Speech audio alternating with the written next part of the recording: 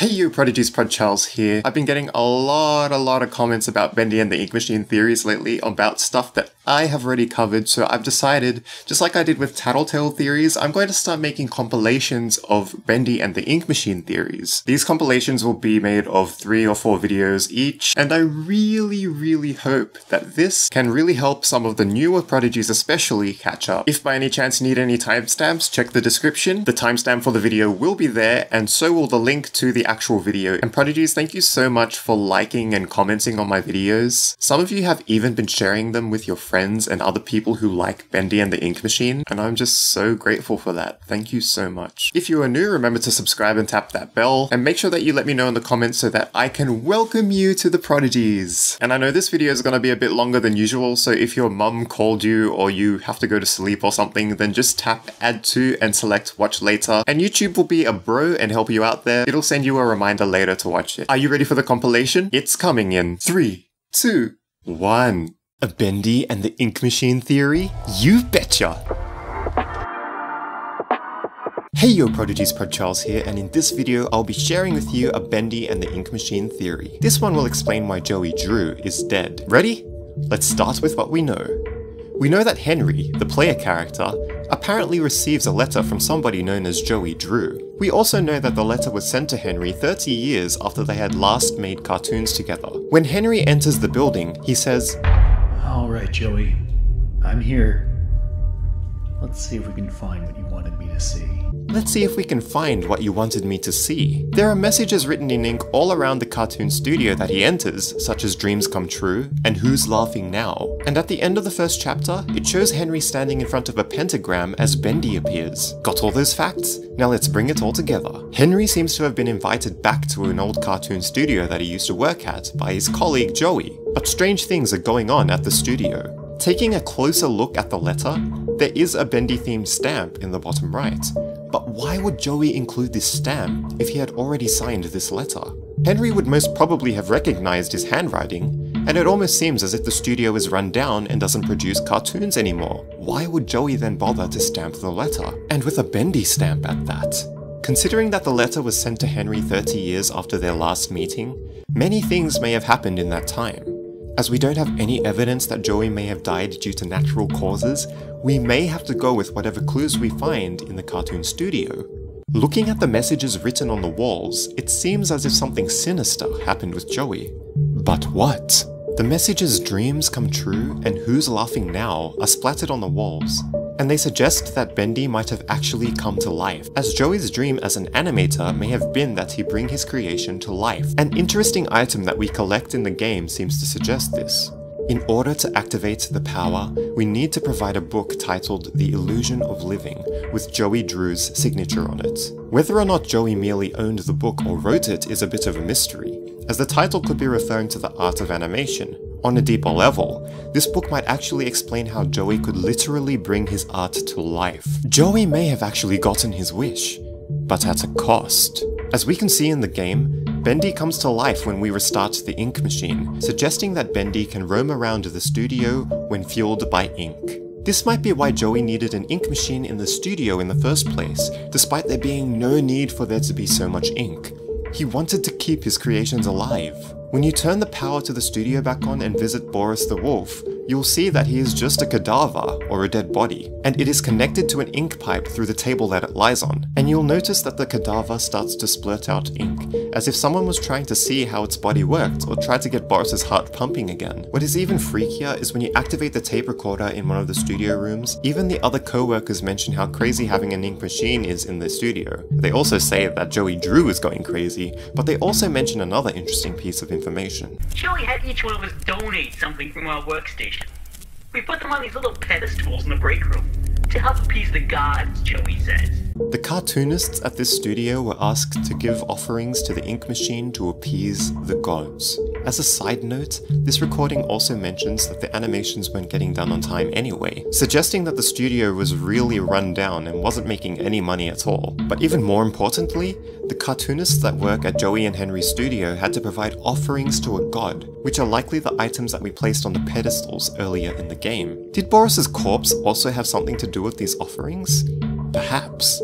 The evidence suggests that Joey may have gotten involved in witchcraft that could bring Bendy back to life, but Bendy had so much power that it took over Joey's life and destroyed him. Remember that at the beginning of the game, Henry says, "Let's see if we can find what you wanted me to see," which suggests that Joey wasn't even around. Why wouldn't they just go to the studio together? Also, remember that stamp I was talking about earlier on in the video? I think that it might have been placed there by Bendy himself. Either Joey is seriously ill, or the letter didn't make it to Henry on time before Joey's death, and Bendy might just be the murderer. What do you think? Prodigies, given that Henry ends off chapter 1 standing in front of a pentagram, there is a pretty big chance that Bendy itself might be demonically possessed. But I will cover that in a future theory. Another Bendy and the Ink Machine theory? You betcha!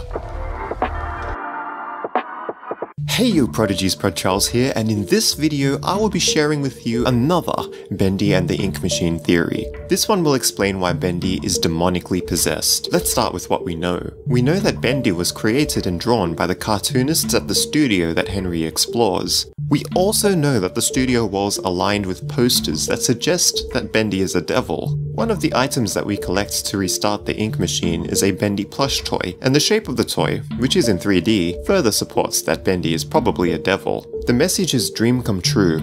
Who's laughing now?" and "The creator lied to us" can be seen splattered across the walls of the studio. The items that we collect to restart the ink machine are there to appease the gods. As we play the game, we experience a range of supernatural phenomena, such as moving props. Bendy only presents itself in a 3D form when we restore the power to the ink machine and try to return to it. And at the end of the first chapter, we see Henry standing in front of a pentagram as Bendy appears.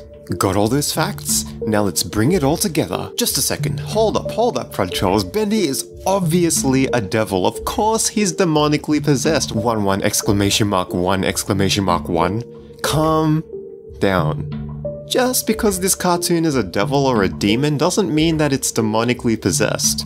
Let's point directly to two iconic devilish characters in cartoon history, the Red Guy and him.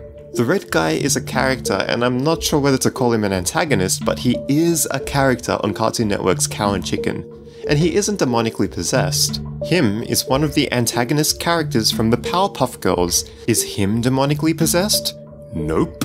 However, him has the power to demonically possess other characters. Get it?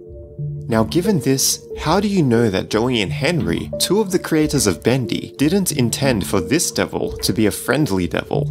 Anyway, I hope that at this point I've at least convinced you that there's a difference between being a devil or a demon and being demonically possessed. Now why do we think that Bendy is a devil? Some of the prodigies have expressed concerns that Bendy might be a cat, so let's quickly try and shed some light using some of what we know. When we explore the studio, we can see that there are many posters on the walls that have titles for Bendy's cartoons. Some of these have titles such as Bendy and the Dancing Devil, and that's pretty convincing. Still convinced that Bendy is a cat?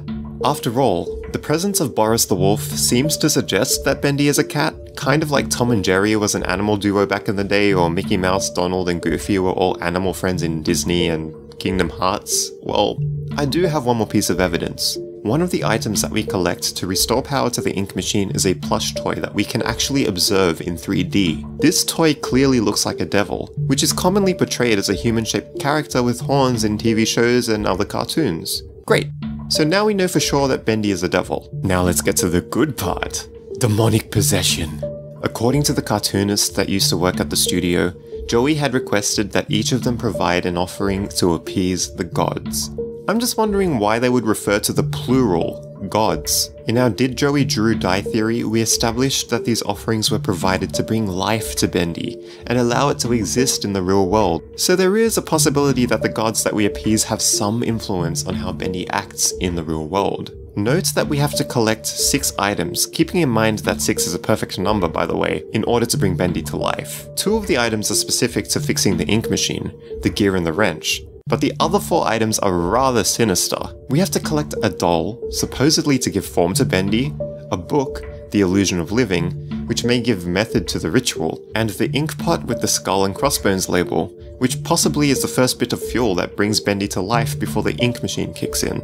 Although all of these items already hint towards Bendy being demonically possessed, the last item that we have to obtain, a vinyl record, has the label "The Lighter Side of Hell" written on it. And I think that this is the biggest giveaway that the gods that the characters try to appease are actually demons. Why? The vinyl record represents music and has a label that references hell.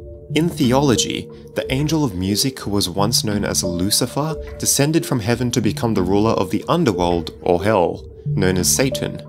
Of course, this is a pretty big stretch reference to support the fact that demons may be possessing Bendy, but it made so much sense that I had to include it. Remember that pentagram at the end of chapter 1? Seems pretty supportive of this.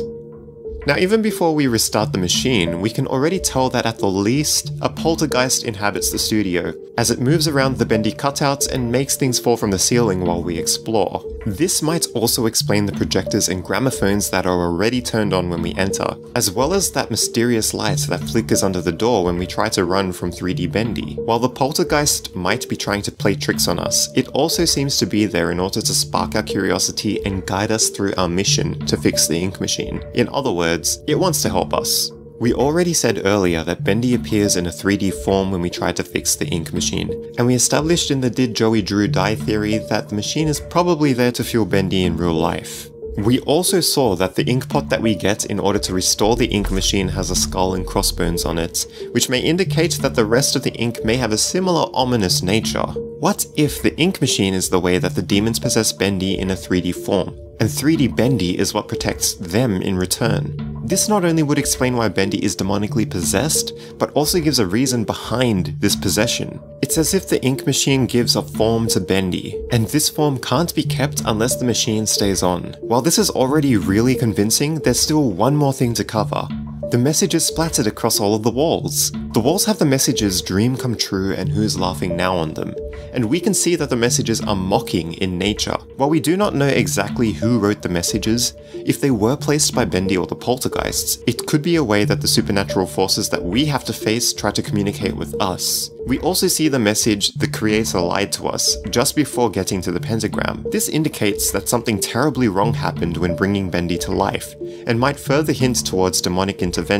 In bringing Bendy, and heck, probably even poor Boris, to life, Joey may have relied on these demonic forces to keep them materialized in the real world, also in a desperate attempt to keep them here. But what do you think? A Bendy and the ink machine conspiracy theory? You betcha! Hey yo Prodigies, Pod Charles here, and in this video I'll be sharing with you a Bendy and the ink machine conspiracy theory. This one will give reasons for what happened to Boris the Wolf. Let's start with what we know. We know that Joey created at least 2 cartoon characters, Bendy and Boris the Wolf. We also know that Boris sits upright on the operating table in one of the rooms of Joey's cartoon studio. Connected to this operating table is a large ink pipe that causes ink to splurt out of Boris's chest when we fix the ink machine and power it on. Bendy in a 3D form also appears in the ink machine room when this happens. Joey Drew wanted Henry to come to the cartoon studio to see something. There are strange messages written on the walls of the studio, and one of the items that we need to collect to fix the machine is a book called The Art of Living. Got all those facts? Now let's bring it all together. It's important to note that the evidence that we have seems to suggest that Joey wanted to literally bring Bendy and Boris to life. We can also see some interesting parallels in the history of other similar cartoons in real life. If Bendy and the ink machine draws inspiration from cartoons like Mickey Mouse and Felix the Cat, then it would make sense that Joey and Henry worked together to create Bendy. This is because both Mickey Mouse and Felix were designed by 2 cartoonists who worked together. Mickey was created by Walt Disney and Ub Iwerks. Felix was created by Pat Sullivan and Otto Mesmer. So, given this information, Bendy might have then been created by Joey Drew and Henry. Something that's interesting to note from this is that Henry leaving the studio for 30 years is similar to Ub Iwerks leaving Disney for 10 years. Ub Iwerks was known to be accomplished in everything that he did, including building and understanding machines, and new ways to animate and produce special effects for films, which might suggest why Henry was able to quickly figure out how to get the machine running again. Looking back at the evidence, it appears that Joey wanted Henry to come see something at the studio. And from what we can see from Chapter 1, that something appears to be the ink machine. Provided that Joey is alive, which you can find more information about in the video card that will appear now, Joey seems to have wanted Henry to come and fix the ink machine as part of some way to bring Bendy to life. We can also point to the book that we collect as part of the ritual, The Illusion of Living, which may have been written by Joey Drew to show how he brought his art to life in animation, or how he literally brought his art to life. One of the prodigies have pointed to a book known as The Illusion of Life Disney Animation, written by two of Disney's original animators, so this could actually be a reference to that book. In any case, the book's title and the Frankenstein theme around Boris the Wolf in Chapter 1 seems to suggest that Joey wants to actually bring his cartoons to life. But what is up with Boris the Wolf? I think that something horribly wrong happened when Joey tried to bring these characters to life. After the ritual was performed by Joey and his team to bring back Bendy and Boris, they could either only make Boris's body physically appear in the real world, or when Boris was brought to life,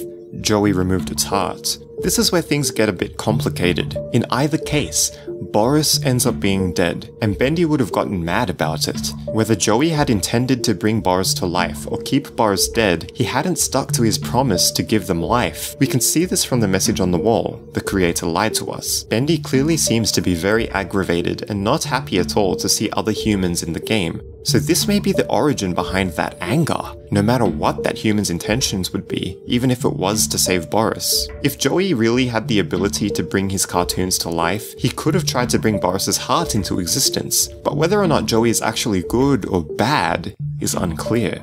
Joey might also have taken Boris's heart out for other reasons. This is why I say things are complicated. Boris might have been brought to life first as a test to make sure that Bendy's ritual was performed correctly, which could also be a source of Bendy's anger. Joey might have gotten Boris's heart to use in a ritual to bring Bendy to life, or to use in some other twisted way. Remember that Joey was possibly going crazy, but it does not explain why Boris was hooked up to an ink pipe, which in itself was probably there to bring Boris back to life. One of the prodigies made a very good point about this, using the coffins at the end of the chapter as another reference point. Bendy might have tried to bring Boris back to life after Joey had failed, and possibly even after Joey ended up passing away. That's saying if he did pass away, which may be another source of Bendy's rage. Bendy might have pent-up anger from losing not only their creator, but one of their friends, but couldn't come to grips with laying them both to rest once and for all. Remember, there are two coffins. Is it possible that Bendy is looking for a new creator to help bring his friend back to life? Well, then again, how do we know that Boris didn't end up going on a killing spree? If Bendy truly is demonically possessed, it doesn't seem too far-fetched. What do you think? Remember to subscribe and tap that bell for more interesting horror game theories and secrets. If you love horror game theories, be sure to check the description for a link to all of the theories and secrets. And prodigies, I really hope that these theories help you to expand on how you think, so it can help you with how you go about your thinking in your daily lives. See ya, prodigies! I realize that Bendy and the Ink Machine is only in its early stages, and many things will probably change from now until the final version, including the chapter itself. I only made this conspiracy theory because many of the prodigies wanted to hear my perspective on what is actually going on in the game. And the future chapters changing everything aside, even Chapter 1 itself could possibly change everything. How do we know how the Ink Machine even broke in the first place? Besides Bendy and Boris, we may not be alone in the studio after all. We'll have to wait and see future chapters to find out. Remember to subscribe and tap that bell for more cool and interesting horror game theories.